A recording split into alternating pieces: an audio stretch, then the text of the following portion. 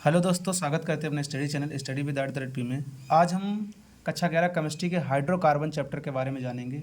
Hydrocarbon, तो hydrocarbon में हमें पढ़ना क्या क्या है पहले देखते हैं। तो हाइड्रोकार्बन में सबसे पहले हम परिचय देखेंगे, हाइड्रोकार्बन का परिचय। उसके बाद में हाइड्रोकार्बन का वर्गीकरण। उसके बाद में वर्गीकरण के बाद में एल्केन, एल्कीन और एल्काइन। एल्केन, एल्कीन, एल्काइन में क्या पढ़ना है? नामकरण पढ़ना है, समावयवता उनकी पढ़नी है, तीनों में इनके सामान्य लक्षण पढ़ने हैं, निर्माण की विधियां पढ़नी हैं, इनको बनाया कैसे जाता है, सामान्य इन गुणधर्म कौन कौन से हैं और इनके उपयोग क्या क्या। उसके बाद में एरोमेटिक हाइड्रोकार्बन पढ़ेंगे। एरोमेटिक हाइड्रोकार्बन को हम एरीन भी कहते हैं। उसके बाद में इनके प्रकार पढ़ेंगे, इनका नामकरण पढ़ेंगे और ये एरोमेटिक हाइड्रोकार्बन प्राप्त कहाँ से किए, इनके स्रोत पढ़ेंगे। फिर उसके बाद में बेंजीन है, अगला टॉपिक बेंजीन रहेगा। बेंजीन में हमें बेंजीन की संरचना पढ़नी है, निर्माण की विधियाँ, बेंजीन निर्माण की विधियाँ क्या क्या हैं, बेंजीन को कैसे बनाया जाता है, इसके गुणधर्म क्या हैं और इसके उपयोग क्या हैं, ये हमें बेंजीन में पढ़ना है। बेंजीन के बाद में एरोमेटिक यौगिकों के कुछ सामान्य लक्षण पढ़ने हैं, एरोमेटिक यौगिकों के सामान्य लक्षण पढ़ने हैं और सामान्य लक्षणों में मुख्य लक्षण जो है एरोमेटिकता क्या है, एरोमेटिकता के बारे में हमें पढ़ना है। तो पहली परिभाषा हम स्टार्ट करेंगे। तो पहली परिभाषा है हाइड्रोकार्बन। हाइड्रोकार्बन किसे कहते हैं? तो हाइड्रोकार्बन किसे कहते हैं? तो डायरेक्ट परिभाषा इसकी लिखते हैं, हाइड्रोजन और कार्बन के यौगिक क्या कहलाते हैं? हाइड्रोकार्बन कहलाते हैं। हाइड्रोजन और कार्बन के यौगिक क्या कहलाते हैं? हाइड्रोकार्बन। और इस परिभाषा के तौर पर लिखा जाए तो वे सरलतम कार्बनिक यौगिक, वे सरलतम कार्बनिक यौगिक जो केवल कार्बन तथा हाइड्रोजन से मिलकर बने होते हैं, हाइड्रोकार्बन कहलाते हैं। क्या हमने परिभाषा बताई? वे सरलतम कार्बनिक यौगिक जो केवल कार्बन तथा हाइड्रोजन से मिलकर बने होते हैं, हाइड्रोकार्बन कहलाते हैं। अब इनके उदाहरण देखे जाएं तो उदाहरण बहुत से हैं। कौन कौन से उदाहरण है? एल्कीन है, एल्काइन है। कौन कौन से हैं? Alkane, alkene, alkane, alkene. अब एल्केन को हम पीछे लिखे दे रहे हैं, alkane, alkene, alkyne, petrol, diesel, LPG, CNG और एलएनजी। इन तीनों का हम फुल फॉर्म भी बताते हैं कि एलपीजी, सीएनजी और एलएनजी हैं क्या। तो एलपीजी का फुल फॉर्म होता है, एलपीजी का full form liquefied petroleum gas अर्थात द्रवित पेट्रोलियम गैस। इसका फुल फॉर्म क्या होता है? द्रवित पेट्रोलियम गैस,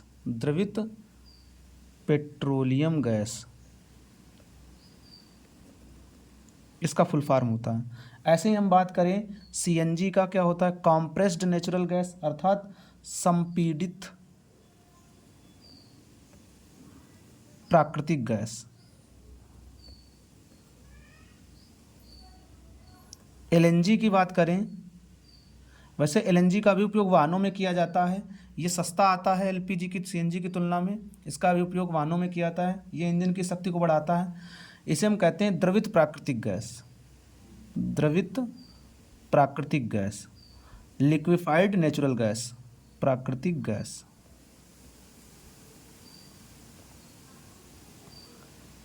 और भी हैं इसके, और भी उपयोग, पॉलीथीन हैं, रंजक हैं। तो ये हमारे हाइड्रोकार्बन के उपयोग हैं।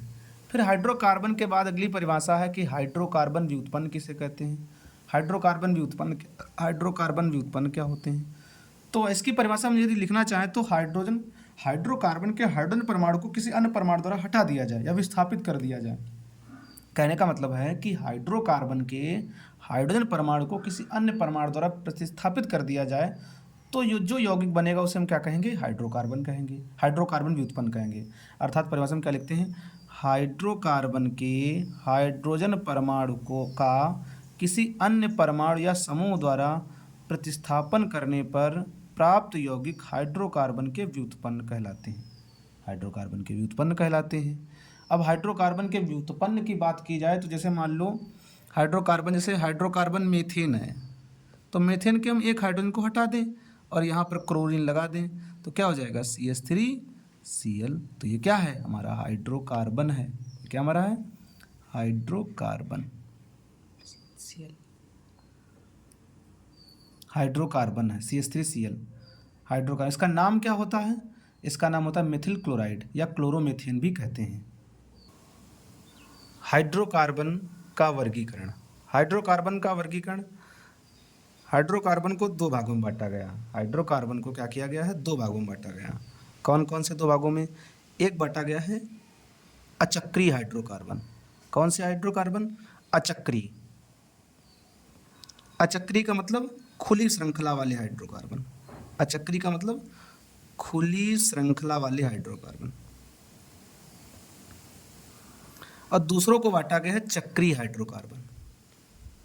चक्रीय हाइड्रोकार्बन का मतलब बंद श्रृंखला वाले हाइड्रोकार्बन। बंद श्रृंखला वाले हाइड्रोकार्बन। खुली श्रृंखला वाले हाइड्रोकार्बनों को विवृत श्रृंखला भी कहते हैं। हम कहते हैं विवृत श्रृंखला के, विवृत श्रृंखला वाले हाइड्रोकार्बन। इन्हें हम कहते हैं समवृत श्रृंखला वाले हाइड्रोकार्बन। क्या कहते हैं? समवृत श्रृंखला वाले हाइड्रोकार्बन। समवृत श्रृंखला वाले हाइड्रोकार्बन। अब ये अचक्रीय जो हाइड्रोकार्बन है, इनको फिर दो भागों में बांटा गया है। इनको फिर दो भागों में बांट दिया गया है, एक संतृप्त हाइड्रोकार्बन, एक असंतृप्त हाइड्रोकार्बन। पहले किसमें बांटा गया है? संतृप्त हाइड्रोकार्बन, और नंबर 2 असंतृप्त हाइड्रोकार्बन। असंतृप्त हाइड्रोकार्बन। अच्छा, संतृप्त हाइड्रोकार्बन क्या होते हैं? जिनमें केवल एकल बंध उपस्थित होता है। वे हाइड्रोकार्बन जिनमें केवल, जिनके कार्बन परमाणुओं के मध्य केवल एकल बंध उपस्थित होता है, संतृप्त हाइड्रोकार्बन कहलाते हैं। जैसे मीथेन, एथेन, मतलब सभी एल्केन होंगे। सभी क्या होंगे? एल्केन हमारे क्या होंगे? संतृप्त हाइड्रोकार्बन होंगे। मीथेन, एथेन, प्रोपेन, ब्यूटेन ऐसे लिखते जाएंगे। असंतृप्त हाइड्रोकार्बन वे हाइड्रोकार्बन जिनमें कार्बन कार्बन के मध्य द्विबंध या फिर त्रिबंध उपस्थित होता है, क्या कहलाते हैं? असंतृप्त हाइड्रोकार्बन कहलाते हैं। असंतृप्त हाइड्रोकार्बन वाले कौन से होंगे? एल्कीन होगी और एल्काइन होगी। एल्कीन होंगे और एल्काइन, ये हमारे होंगे। जैसे एथाइन है, ब्यूटाइन है, पेंटाइन है, मेथिलीन है, एथीन है, प्रोपीन है, ब्यूटीन है, तो ये हमारे असंतृप्त हाइड्रोकार्बन होंगे। अब बात करें हम चक्रीय श्रृंखला वालों, इनको भी फिर आगे दो भागों में बांटा गया है। इनको भी दो भागों में बांटा गया है। एक बांटा गया है एलिसाइक्लिक हाइड्रोकार्बन और एक बांटा गया है एलिफैटिक। एक बांटा गया एलिसाइक्लिक, एलिसाइक्लिक वाले, दूसरा बांटा गया है एरोमेटिक वाले। एलिसाइक्लिक, एलिसाइक्लिक, और दूसरा बांटा गया इन्हें एरोमेटिक। एरोमेटिक, एक किसमें बांटा गया है? एलिसाइक्लिक, फिर एरोमेटिक। एलिसाइक्लिक वालों को भी फिर आगे तीन भागों में बांट दिया गया है। Alicyclic number 1 alicyclic alkene. Alicyclic alkene, alkane भी होते हैं। Alicyclic alkane, alkene, alkyne. Alicyclic सबके आगे लगाना है, एलिसाइक्लिक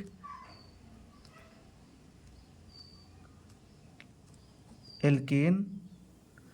नंबर 2 एलिसाइक्लिक एल्कीन, और नंबर 3 एलिसाइक्लिक एल्काइन। ये तीन भागों में बांटा गया है, एलिसाइक्लिक एल्केन, एल्कीन, एल्काइन। तो हमने आगे वर्गीकरण भी देख लिया। एलिसाइक्लिक कितने प्रकार के होते हैं? 3 प्रकार के, alicyclic alkane, alicyclic alkene, alicyclic alkyne.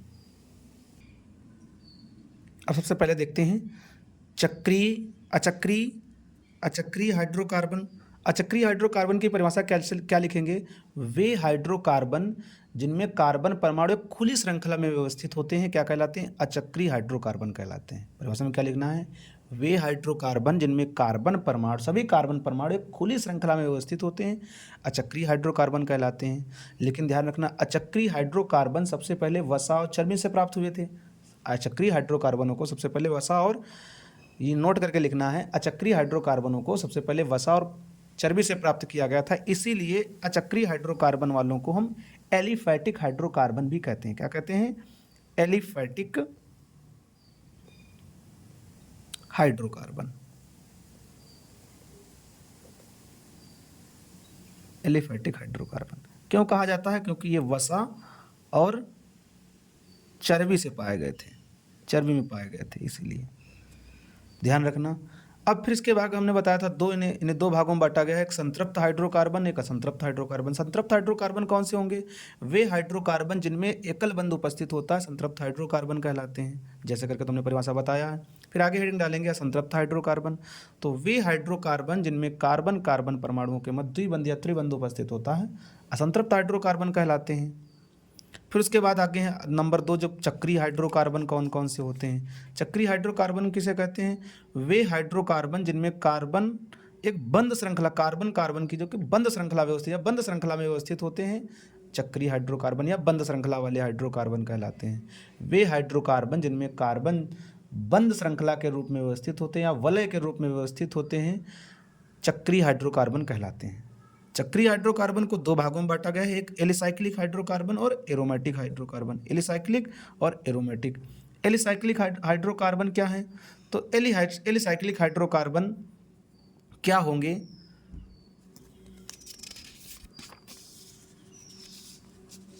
तो ध्यान रखना, एलिसाइक्लिक हाइड्रोकार्बन वे हाइड्रोकार्बन जिनकी एक वलय में कम से कम 3 कार्बन, 3 या 3 से अधिक कार्बन परमाणु होंगे, जिनकी वलय में, ध्यान रखना हमने बताया कार्बन जो होंगे वो बंद श्रृंखला में होंगे, और फिर बंद श्रृंखला में होंगे तो इनकी वलय में कम से कम 3 या 3 से अधिक कार्बन होंगे, 3 या 3 से अधिक कार्बन होंगे, 3 से अधिक कार्बन होने चाहिए। और ध्यान रखना, जो एलिफैटिक हाइड्रोकार्बन से गुणों में समानता रखते हों क्या कहलाते हैं? एलिसाइक्लिक हाइड्रोकार्बन कहलाते हैं। परिभाषा क्या लिखेंगे? वे हाइड्रोकार्बन अणु जिनकी एक वलय में कम से कम 3 या 3 से अधिक हाइड्रोकार्बन परमाणु, 3 से अधिक कार्बन परमाणु होते हैं तथा जो एलिफैटिक यौगिकों से अधिक समानता रखते हैं क्या कहलाते हैं? एलिसाइक्लिक हाइड्रोकार्बन कहलाते हैं। एलिसाइक्लिक हाइड्रोकार्बन के हमने बताया था 3, साइक्लोएल्केन, साइक्लोएल्कीन और साइक्लोएल्काइन। साइक्लोएल्केन कौन से होंगे? वे संतृप्त हाइड्रोकार्बन जिनमें कम कार्बन कार्बन के मध्य एकल बंध उपस्थित होता है क्या कहलाएंगे? वे बंद श्रृंखला वाले संतृप्त हाइड्रोकार्बन जिनमें कार्बन कार्बन के मध्य एकल बंध उपस्थित होता है क्या कहलाते हैं? साइक्लोएल्केन कहलाते हैं। जिनमें द्विबंध उपस्थित होगा वो कहलाएंगे साइक्लोएल्कीन, और जिनमें त्रिबंध उपस्थित होगा वो क्या कहलाएंगे? साइक्लोएल्काइन। अब हम साइक्लोएल्केन के कुछ एग्जाम्पल देख रहे हैं, जैसे हम लिख दें ऐसे, इसका नाम क्या होगा? तो इसमें हम जहाँ पर एक मोड़ है वहाँ पर एक कार्बन गिनेंगे, 1 कार्बन, 2 कार्बन, 3 कार्बन, 1 2 3, 3 कार्बन क्या होता है? प्रोपेन। और प्रोपेन के आगे हम साइक्लो शब्द जोड़ देंगे तो नाम क्या हो जाएगा? साइक्लोप्रोपेन। इसका नाम क्या हो जाएगा? साइक्लो, क्योंकि बंद श्रृंखला में है, ये एक बंद श्रृंखला है, इसका नाम क्या हुआ? साइक्लोप्रोपेन। ऐसे हम लिखें, इसका नाम क्या होगा? तो कार्बन गिनेंगे 1 2 3 4 5 6 कार्बन, और बंद श्रृंखला में तो साइक्लो शब्द जोड़ेंगे। क्या शब्द जोड़ेंगे? साइक्लो, और 6 कार्बन होता है हेक्सेन, तो ये सूत्र है साइक्लोहेक्सेन का। ये तो एल्केन हो गए। हम एल्कीन की बात करें तो एल्कीन में मान लो हम ऐसे बना दें और यहाँ पर लगा दें, तो मेथ एथ प्रो 3 कार्बन हो गए तो हो गए प्रोपीन, प्रोपीन हो गया, और इसमें डबल बंद लगा तो क्या हो जाएगा? साइक्लोप्रोपीन। क्या हो जाएगा? साइक्लोप्रोपीन।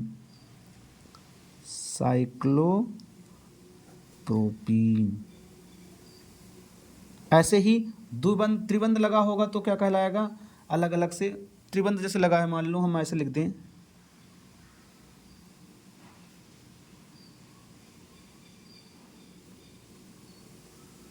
अब इसका नाम क्या लिखा जाएगा? तो कार्बन गिनेंगे 1 2 3 4 5 कार्बन क्या होता है? पेंटेन।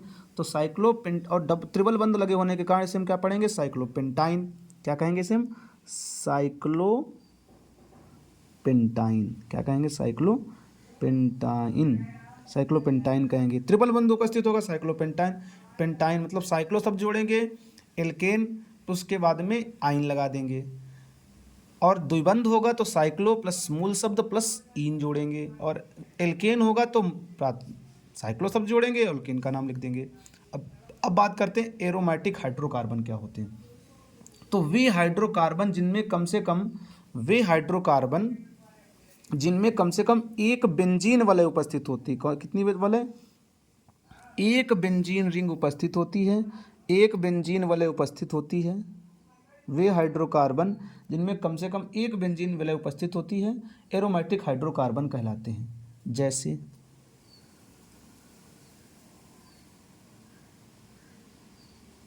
ये सूत्र है बेंजीन का। किसका सूत्र है? बेंजीन।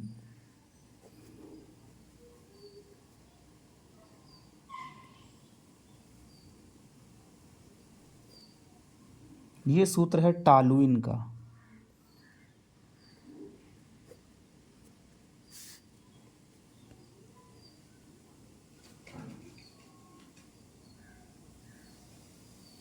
ये सूत्र है एनिलीन का। ऐसे नेप्थलीन भी होता है, नेप्थलीन है, एंथ्रेसीन है, डाइफेनिल है। तो ये हमारे क्या हैं? एरोमेटिक हाइड्रोकार्बन है। क्या है? हमारे एरोमेटिक हाइड्रोकार्बन है। अब क्या करेंगे? हम एल्केन के बारे में, हमने बताया था एल्केन पढ़ना है। तो एल्केन, सबसे पहले एल्केन की परिभाषा क्या होती है? तो वे हाइड्रोकार्बन जिनमें कार्बन कार्बन तथा कार्बन हाइड्रोजन के मध्य केवल एकल बंध उपस्थित होता है। क्या आपने परिभाषा बताई? वे हाइड्रोकार्बन जिनमें कार्बन कार्बन के मध्य एकल बंध होता है और कार्बन हाइड्रोजन के मध्य भी एकल बंध ही उपस्थित होता है, क्या कहलाते हैं? एल्केन कहलाते हैं। परिभाषा क्या लिखेंगे? वे हाइड्रोकार्बन जिनमें कार्बन कार्बन तथा कार्बन हाइड्रोजन के मध्य एकल बंध उपस्थित होता है, एल्केन कहलाते हैं। एल्केनों का सामान्य सूत्र क्या होता है? एल्केनों का सामान्य सूत्र CnH2n+2 होता है। n बराबर हम यहाँ पर 1 रखेंगे, 2 रखेंगे, 3 रखेंगे, 4 रखेंगे, ऐसे रखते चले जाएंगे जहाँ तक रखने की मन हो। हम यहाँ पर n बराबर 1 रखेंगे तो क्या हो जाएगा? 1 और 2, 1 2 और 2 4 अर्थात CH4। ये सूत्र हो जाएगा मीथेन का। किसका सूत्र हो जाएगा? मीथेन का। n बराबर हम 2 रखेंगे तो C2H6 हो जाएगा। ये सूत्र होगा एथेन का। फिर ऐसे C3 रखेंगे तो क्या हो जाएगा? 3 दूना 6, 2 8, ये हो जाएगा प्रोपेन का। फिर C4H10 हो जाएगा, ये हो जाएगा ब्यूटेन का।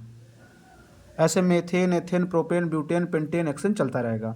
तो ये एल्केनों का सामान्य सूत्र है। अब एल्केनों को हम पैराफिन भी कहते हैं। एल्केन जो है इनको क्या कहा जाता है? पैराफिन भी कहा जाता है। अच्छा, इन्हें पैराफिन भी कहा जाता है। तो पैराफिन जो शब्द है वो 2 शब्दों से मिलकर बना है। एक बना है पैरम प्लस एफिन्स। पैरम प्लस एफिन्स। पैरम का मतलब होता है कम और एफिन्स का मतलब चाहत। एफिन्स का मतलब चाहत से है और कम चाहत का मतलब है जो कम अभिक्रिया करते हैं, कम क्रियाशील होते हैं। कहने का मतलब है जो अन्य यौगिकों से कम अभिक्रिया करते हैं, पैराफिन कहा जाता है। उनको यौगिकों को पैराफिन कहा जाता है। मतलब एल्केन जो होते हैं अन्य यौगिकों के से कम क्रिया करते हैं, इसीलिए इन्हें पैराफिन भी कहा जाता है। अब आगे हम बात करते हैं एल्केनों का नामकरण। क्या बात करते हैं? एल्केनों का नामकरण। तो एल्केनों का नामकरण कैसे करते हैं? तो एल्केनों का नामकरण ध्यान रखते समय क्या हम करते हैं? सबसे पहले हम पूर्वलग्न का एल्केनों का नामकरण कैसे करेंगे? सबसे पहले पूर्वलग्न का नाम लिखेंगे।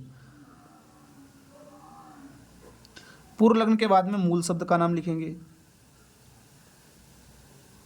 और मूल शब्द के बाद में प्राथमिक अनुलग्न हम लगा देंगे एन। कौन सा अनुलग्न लगाएंगे? प्राथमिक अनुलग्न एन लगा देंगे, एन लगाएंगे। जैसे, और ध्यान रखना, जैसे मान लो हम लिखें CH4, तो इसमें कार्बन कितने? 1 है। तो मूल शब्द क्या हो गया हमारा? मिथ। और मिथ में हम अनुलग्न लगाएंगे एन, तो क्या हो जाएगा? मीथेन। हमारा सूत्र क्या हो जाएगा? मीथेन।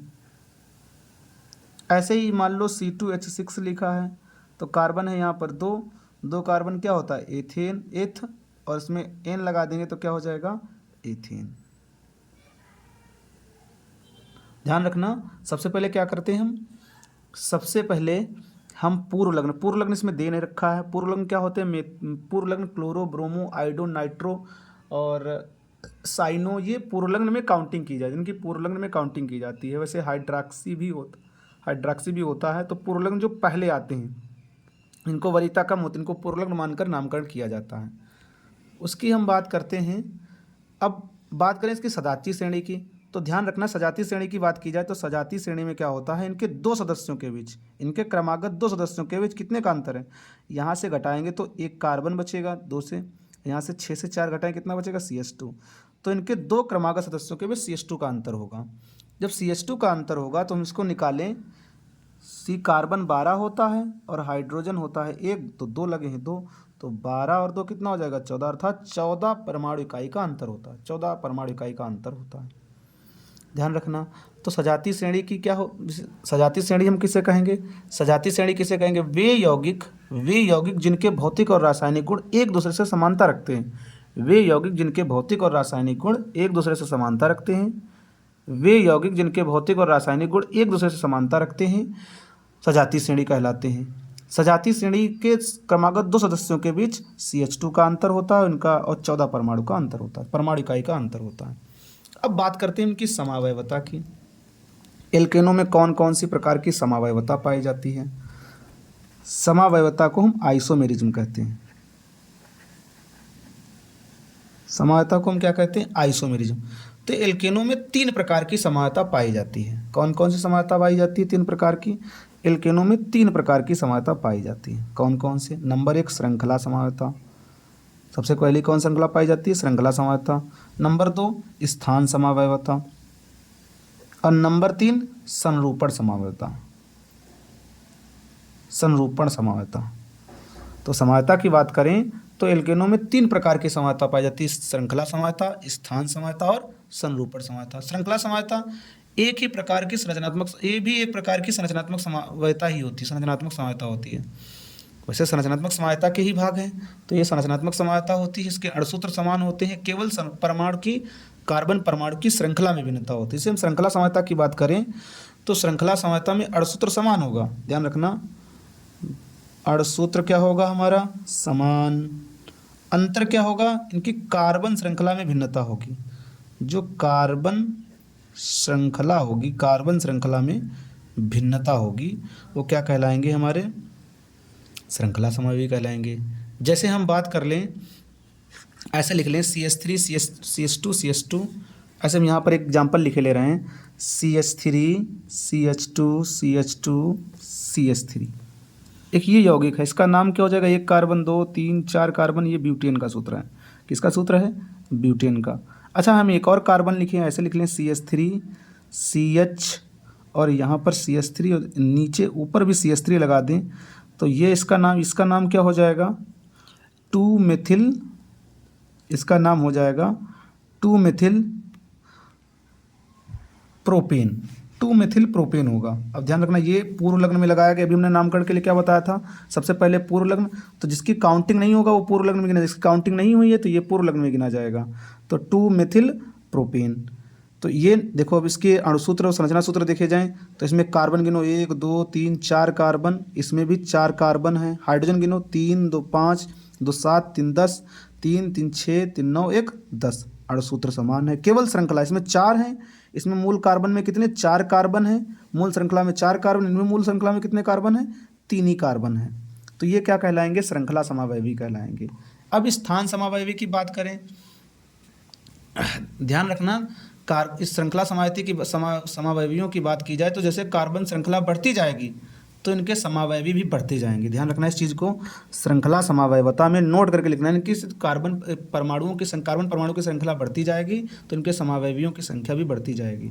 हम जैसे बात करें पेंटेन की, पेंटेन के 3 समावयवी होते हैं, हेक्सेन के 5 समावयवी होते हैं, हेप्टेन के 9 समावयवी होते हैं, ऑक्टेन के 18 समावयवी होते हैं, और डेकेन के 75 समावयवी होते हैं। ध्यान रखना, हमने क्या बताया, पेंटेन के 3, हेक्सेन के 5, हेप्टेन के 9, ऑक्टेन के 18 और डेकेन के 75 समावयवी होते हैं।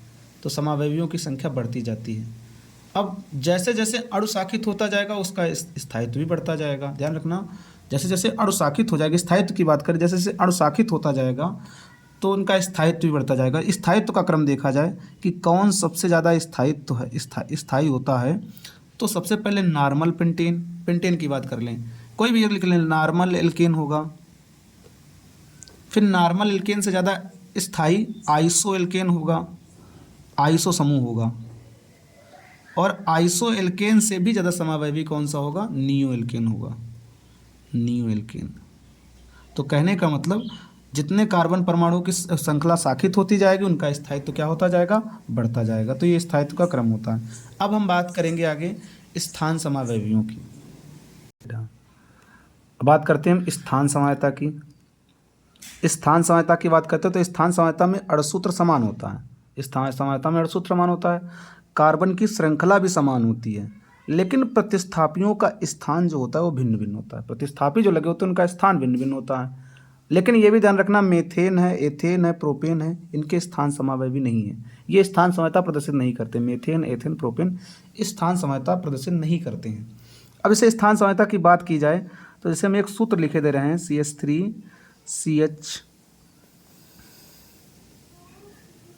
CH3 और एक कार्बन हम यहाँ पर लगा दे रहे हैं CH3। अब हम बंद पूरे कर लेंगे इस टाइप से। एक ये श्रृंखला लिखी है और एक और हम लिख दें ऐसे ही CH3 CH2 CH, यहाँ पर लगा दें अब CH3 CH2 CH3। अच्छा, इसका नामकरण करें तो क्या हो जाएगा, कार्बन गिनेंगे 1 2 3 4 5 हुए। अब ये प्रतिस्थापी हमारा कितने नंबर, 2 नंबर पर लगा तो 2 मेथिल, इसका नाम क्या होगा 2 मेथिल पेंटेन, इसका नाम होगा 2 मेथिल पेंटेन। अच्छा, इसका नाम लिखा जाए तो 1 2 3 4 5, इसका ये तीसरे पर लगा है तो क्या हो जाएगा 3 मेथिल पेंटेन, ये 3 मेथिल पेंटेन है। अब इनके देख लिए जाएं अणुसूत्र क्या है, 1 2 3 4 5 6 कार्बन है। इसमें कितने कार्बन, 1 2 3 4 5 6 कार्बन इसमें भी हैं। हाइड्रोजन की गिनती की जाए तो हाइड्रोजन कितने हैं, 3 3 6 3 9 10 11 12 13 1 14 हाइड्रोजन है। इसमें गिने जाए तो 3 3 6 3 9 2 9 2 11 12 13 1 14 हाइड्रोजन इसमें भी हैं। तो अणुसूत्र समान है, कार्बन श्रृंखला में भी समान है, 5 कार्बन इसमें भी 5 कार्बन इसमें भी, केवल स्थान समूह है, स्थान भिन्न भिन्न है। ये मेथिल समूह दूसरे स्थान पर लगा, यहाँ पर तीसरे स्थान पर लगा। तो ऐसे समावयवी क्या कहलाते हैं, स्थान समावयवी कहलाते हैं। अब थोड़ा थोड़ा हम बात करते हैं कि एल्केनों के सामान्य लक्षण क्या हैं। हम बात करते हैं इस एल्केनों के सामान्य लक्षण।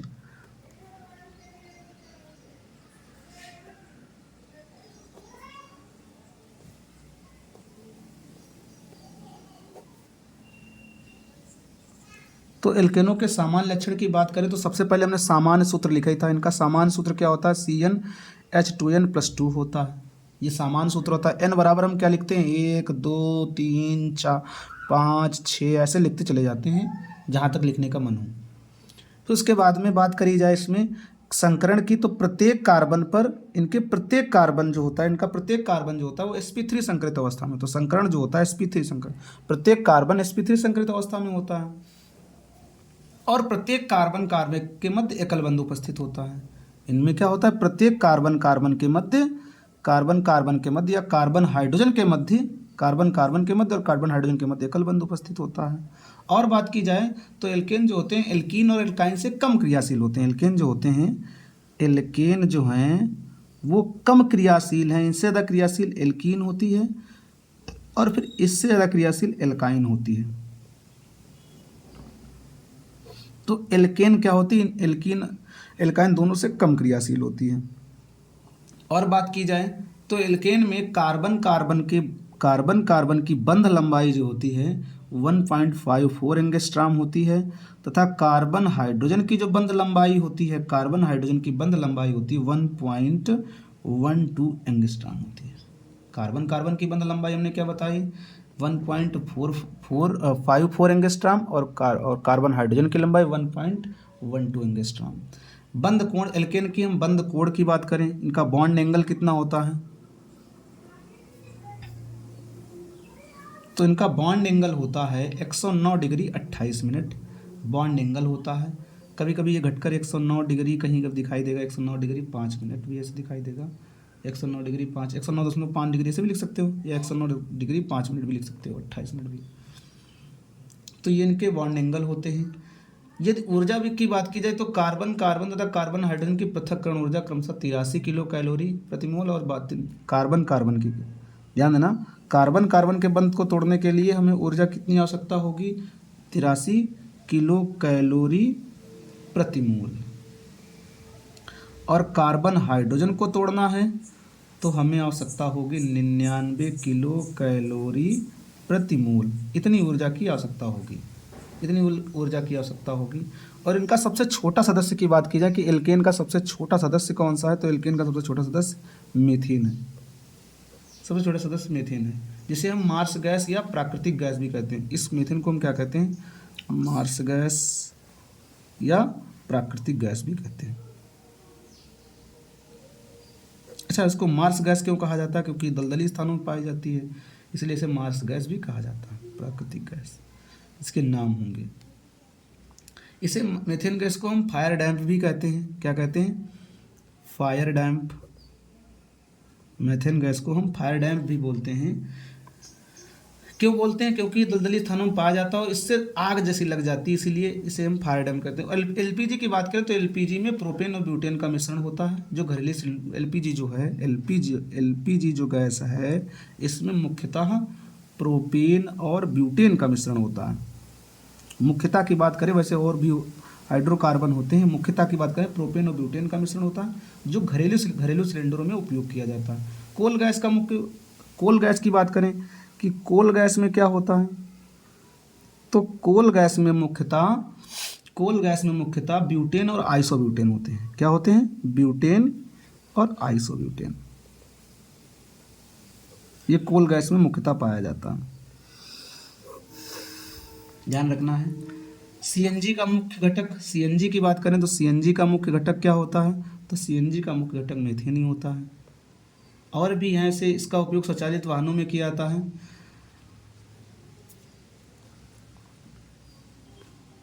ध्यान रखना, एल्केन में यदि कार्बन 6 से, ध्यान देना, एल्केनों की बात करें, एल्केनों की कार्बन 6 से लगाकर कार्बन 6 से 8 तक के एल्केन जो हैं उनको हम पेट्रोल कहते हैं। इन एल्केनों को हम क्या कहते हैं, पेट्रोल। और कार्बन 12 से लगाकर कार्बन 15 तक के एल्केनों को हम क्या कहते हैं, केरोसिन कहते हैं। क्या कहते हैं, केरोसिन। ध्यान रखना, एल्केनों की हम बात कर रहे हैं, एल्केनों में कार्बन 6 से कार्बन 8 तक के एल्केन पेट्रोल कहलाते हैं, कार्बन 6 से 12 तक के एल्केन क्या कहलाते हैं, एल्केन जो होंगे वो केरोसिन कहलाएंगे। ध्यान रखना, इनकी उच्चतर जो एल्केन है वो ठोस, मोम के समान ठोस होते हैं। एल्केन के जो उच्च सदस्य हैं वो मोम के समान ठोस पाए जाते हैं, तो ध्यान रखना। और मीथेन की संरचना कैसी, मीथेन की संरचना देखी जाए तो मीथेन की संरचना जो है चतुष्फलकीय है। कैसी है, चतुष्फलकीय है, चतुष्फलकीय पाया जाता है, चतुष्फलकीय संरचना है। इसकी संरचना जो है चतुष्फलकीय है, ध्यान रखना। अब हम मेथेन अणु का निरूपण देखेंगे। मेथेन अणु का निरूपण कैसे, तो मेथेन अणु का एक चतुष्फलकीय संरचना होती है। तो कार्बन को बीच में रखेंगे, 2 हाइड्रोजन इधर लगाना है, 1 हाइड्रोजन इधर, 1 हाइड्रोजन, और सबको मिला देंगे, ये हमारी होगी चतुष्फलकीय संरचना। फिर हम डैश बेस संरचना के बारे में देखेंगे। तो डैश बेस संरचना में हाइड्रोजन इधर, 2 हाइड्रोजन अपोजिट, और एक में डैश में, एक में डार्क को बनाते हैं। द्विमीय संरचना में डायरेक्ट इसको हम एक सिंगल बंद से जोड़ देते हैं। तो ये होती है हमारी द्विमीय संरचना, ये डैश बेस संरचना, ये होती है चतुष्फलकीय संरचना। अब हम बात करते हैं एल्केन बनाने की विधियाँ क्या क्या हैं। तो एल्केन बनाने की विधि में सबसे पहले हम पढ़ेंगे इसकी प्रयोगशाला विधि, लेबोरेटरी मेथड क्या है। तो लेबोरेटरी मेथड में इसे वसी अम्ल से बनाया जाता है। कैसे बनाया जाता है, वसी अम्ल के विकार्बोक्सिलीकरण द्वारा। वसी अम्ल क्या होते हैं, कार्बोक्सिलिक अम्लों को वसी अम्ल कहा जाता है। कार्बोक्सिलिक अम्लों को हम क्या कहते हैं, वसी अम्ल कहते हैं, क्योंकि कार्बोक्सिलिक अम्ल जो होते हैं वसाओं में पाए जाते हैं, मुख्यतः वसाओं में पाए जाते हैं, एस्टर में पाए जाते हैं, इसीलिए कार्बोक्सिलिक अम्लों को वसी अम्ल कहा जाता है। तो कार्बोक्सिलिक अम्ल के सोडियम लवण की अभिक्रिया सोडा लाइम के साथ कराते हैं, तो क्या बनता है, हमारा एल्केन बनता है। और सोडियम कार्बोनेट पृथक हो जाता है। सोडियम कार्बोनेट पृथक हो, ध्यान देना, हमने क्या बताया है, सोडियम कार्बोनेट पृथक होता है। क्या हमने बताया, कार्बोक्सिलिक अम्ल के सोडियम लवण की अभिक्रिया सोडा लाइम के साथ कराने पर एल्केन बनता है और सोडियम कार्बोनेट बनता है। इस अभिक्रिया को विकार्बोक्सिलीकरण अभिक्रिया कहा जाता है। क्यों कहा जाता है, क्योंकि इसमें कार्बन डाइऑक्साइड जो है वो सोडियम कार्बोनेट के रूप में पृथक होती है। कार्बन डाइऑक्साइड जो गैस है वो सोडियम कार्बोनेट के रूप में पृथक होती है, इसलिए इस अभिक्रिया को विकार्बोक्सिलीकरण अभिक्रिया कहा जाता है। इस अभिक्रिया में हम सोडा लाइम के स्थान पर, ध्यान देना, इस अभिक्रिया में हम सोडा लाइम के स्थान पर लिख सकते हैं। यहाँ पर इस अभिक्रिया में जो सोडा लाइम है, सोडा लाइम के स्थान पर हम बेरियम ऑक्साइड का भी उपयोग कर सकते हैं। किसका उपयोग कर सकते हैं, बेरियम ऑक्साइड का उपयोग, बेरियम ऑक्साइड का भी उपयोग करते हैं, बेरियम ऑक्साइड का भी उपयोग कर सकते हैं। और आर की जगह पर हम क्या करेंगे, CH3 रख के देख लेंगे पहले। और C2H5 रखेंगे। तो ये हमारी प्रयोगशाला मीथेन की प्रयोगशाला विधि, एथेन की प्रयोगशाला विधि बनती जाएंगी। अब हम बात करते हैं इनका औद्योगिक निर्माण। इसका औद्योगिक निर्माण कैसे करते हैं? तो औद्योगिक निर्माण कैसे करते हैं? तो मीथेन का औद्योगिक निर्माण कार्बन डाइसल्फाइड, ध्यान देना, कार्बन डाइसल्फाइड और हाइड्रोजन सल्फाइड की वाष्पों को मिश्रित कर देते हैं। कार्बन डाइसल्फाइड और हाइड्रोजन सल्फाइड की वाष्पों को मिश्रित करके एक नली में भर लेते हैं और उसी में हम कॉपर भी प्रवाहित कर देते हैं। उच्च ताप पर कॉपर की नली में प्रवाहित करते हैं तो हमारा मीथेन प्रवाहित बनता है। क्या लिखना है? कार्बन डाइसल्फाइड और हाइड्रोजन सल्फाइड के मिश्रण को एक कॉपर की नली में भर लेंगे और रक्त तब तक गर्म करेंगे, उच्च ताप पर गर्म करेंगे तो मीथेन बनेगा। ये हमारे मीथेन बनाने की प्रयोगशाला विधि है। अब हम बात करते हैं ग्रिग्नार्ड अपकर्मक। ग्रिग्नार्ड अपकर्मक से कैसे बनाएंगे? नंबर 3 है ग्रिग्नार्ड अपकर्मक द्वारा।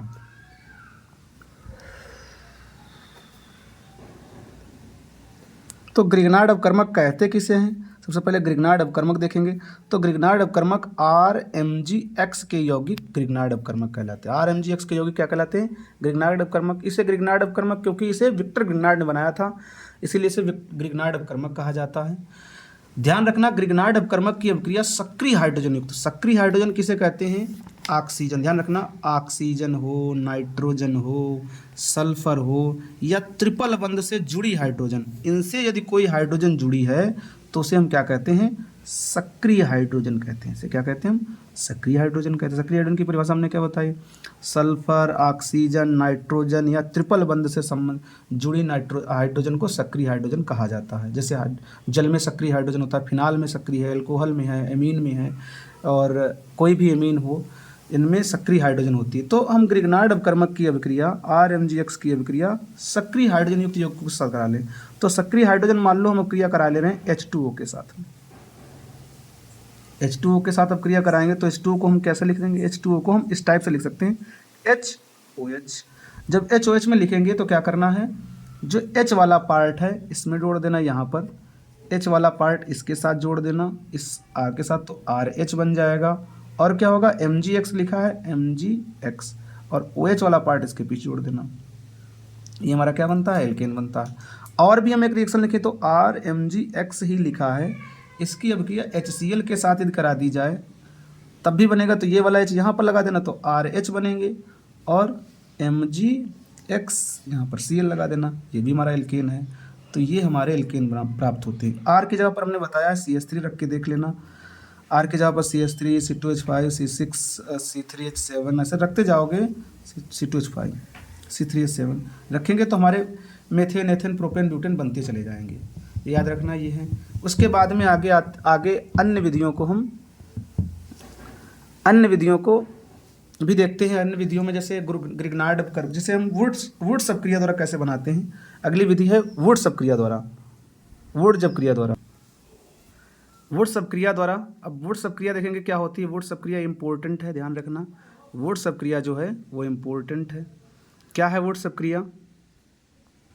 तो हम एल्किल हैलाइड, ध्यान देना, एल्किल हैलाइड की अभिक्रिया सोडियम धातु के साथ एल्किल हैलाइड, 2 एल्किल हैलाइड लेंगे तो 2 हमें सोडियम भी लेने पड़ेंगे।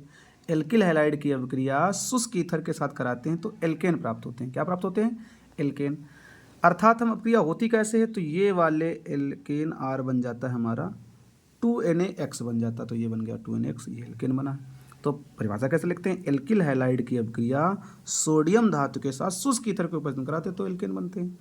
ये इंपॉर्टेंट अभिक्रिया। R की जगह पर हम CH3 रख के देखेंगे तो CH3, X की जगह पर Br, R की जगह पर हमने रखा है CH3 और X की जगह पर हमने क्या रखा है? Br। तो CH3Br plus 2Na plus BrCH3 अभिक्रिया कराएंगे किसकी उपस्थिति में? शुष्क ईथर की उपस्थिति में। शुष्क ईथर बनेगा क्या? CH3 और क्या बनेगा? 2NaBr। ये हमारी क्या हो जाएगी? वुड्स अपक्रिया हो जाएगी। ये हमारी हो जाएगी वुड्स अपक्रिया। यहाँ पर ध्यान रखना, असमान एल्केन भी हो सकते हैं। ये एल्केन जो हैं वो असमान भी हो सकते हैं, समान भी हो सकते हैं, असमान भी हो सकते हैं, जरूरी नहीं है, ये दोनों हो सकते हैं, समान भी हो सकते हैं। यदि R की जगह पर, ध्यान रखना, यदि R की जगह पर बेंजीन लिख दिया जाए तो क्या होगा? मतलब दोनों R जहाँ पर हैं, दोनों R की जगह पर बेंजीन लगा दी जाए तो क्या बनेगा? जिसे यहाँ पर हमने R की जगह पर बेंजीन लगा दिया ऐसे,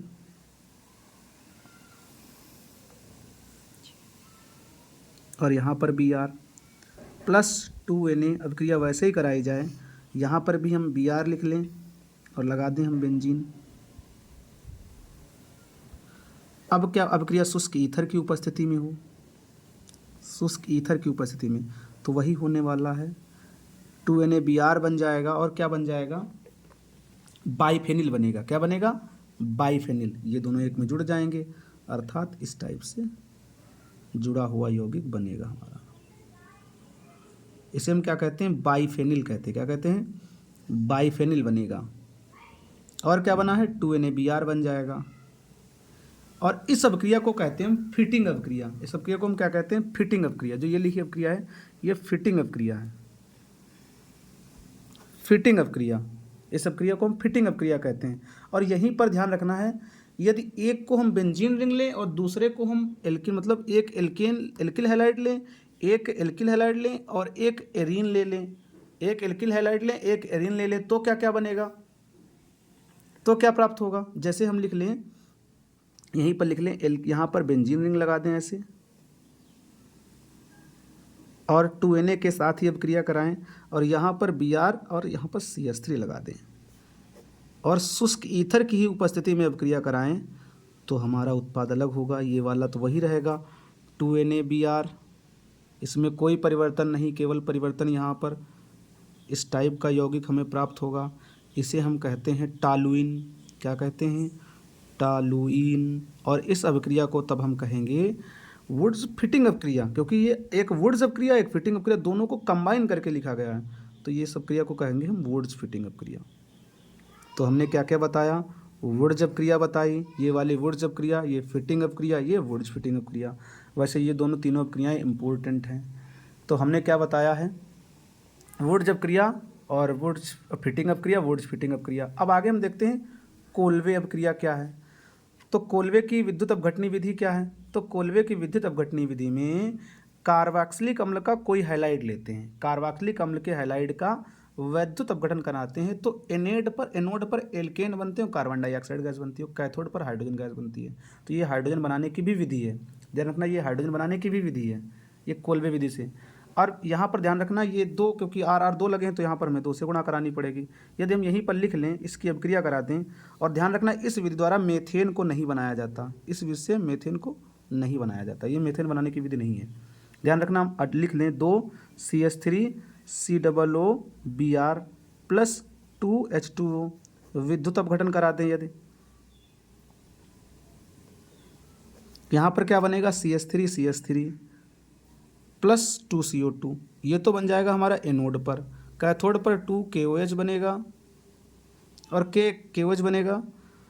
और क्या बन सकता है, विद्युत अपघटन करा रहे हैं तो KOH है, और भी उत्पाद बनते हैं, KOH बन जाएगा। और क्या बन सकता है, के ना ले, हम कुछ और भी ले सकते हैं। ध्यान रखना, यहाँ पर हम Br की x है, यहाँ पर x की जगह पर K लिख ले, ध्यान रखना, सोडियम पोटेशियम लवण है, K लिखना है यहाँ पर K, तो KOH बनेगा और हाइड्रोजन गैस बनेगी। ये कैथोड पर बनता है, ये कैथोड बनता है, ये एनोड पर बनता है। तो ये एसिटिक अम्ल का पोटेशियम लवण है, तो इसे पोटेशियम एसीटेट कहते हैं। तो ये कोल्वे की विद्युत अपघटनी विधि है।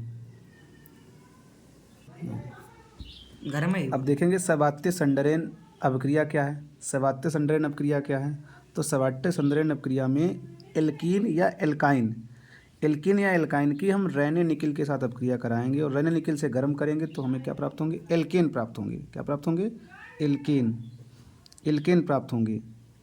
ध्यान रखना, किससे किसके में होता है, एल्कीन हो या हमारे पास हो एल्काइन, दोनों के द्वारा, एल्कीन हो या एल्काइन हो, रेने निकिल की उपस्थिति में हम अभिक्रिया कराएंगे तो हमारे एल्केन प्राप्त होंगे। यहाँ इनके की जगह पर CH2 रखा गया है, हाइड्रोजन रेने निकिल के साथ, तो ये ये एथेन।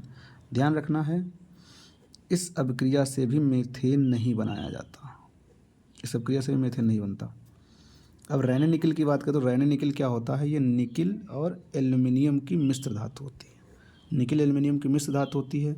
रेने का अर्थ होता है पाउडर, अर्थात चूर्ण अवस्था में होगा तो क्षेत्रफल बढ़ जाएगा, चूर्ण अवस्था में होगा तो इसका क्षेत्रफल जो होगा बढ़ जाएगा, जब क्षेत्रफल बढ़ जाएगा तो इसकी सक्रियता बढ़ जाएगी, इसीलिए रेने निकिल का उपयोग किया जाता है।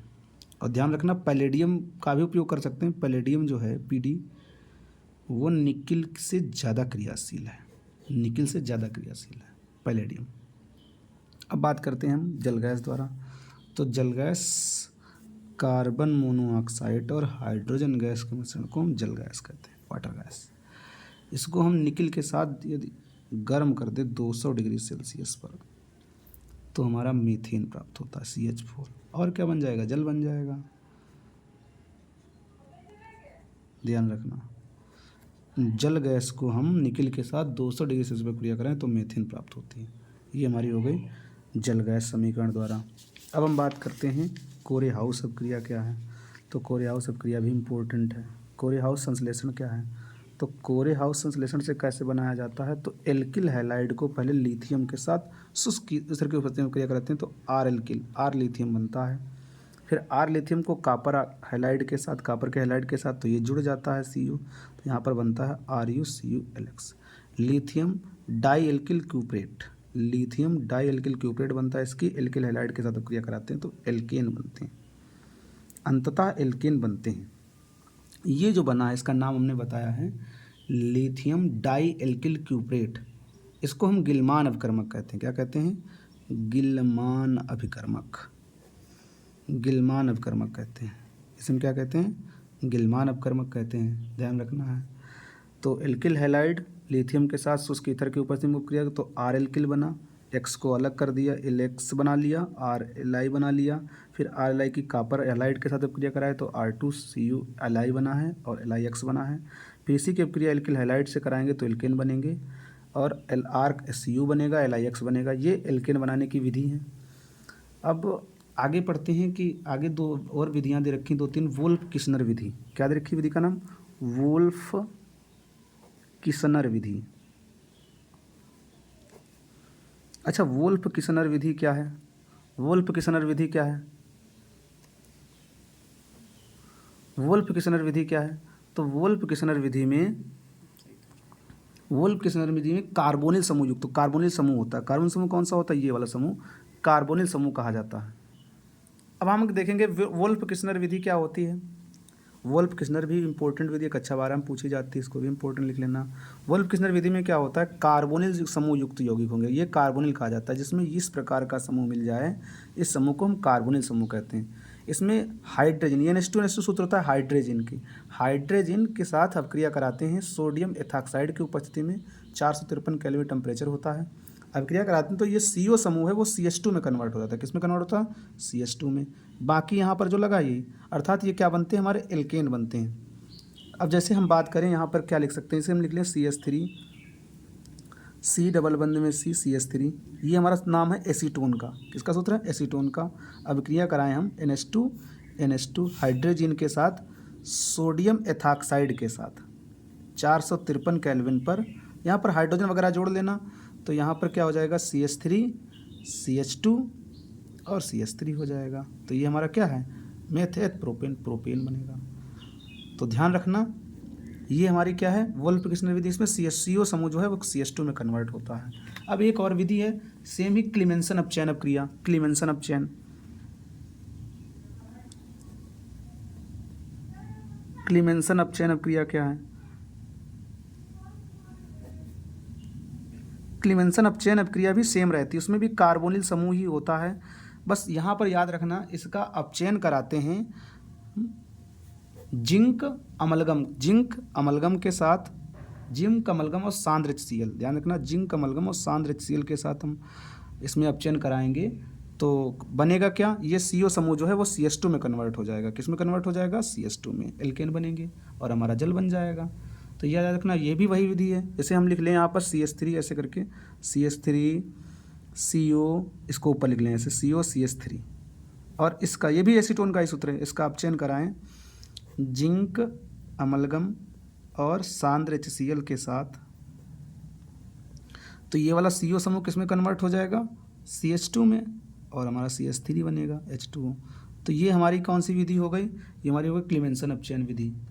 आगे हम और विधियाँ देखेंगे। जैसे हमारी विधि है फ्रैंकलैंड अपक्रिया। फ्रैंकलैंड अपक्रिया द्वारा कैसे बनाते हैं? फ्रैंकलैंड अपक्रिया द्वारा, फ्रैंकलैंड अभिक्रिया द्वारा।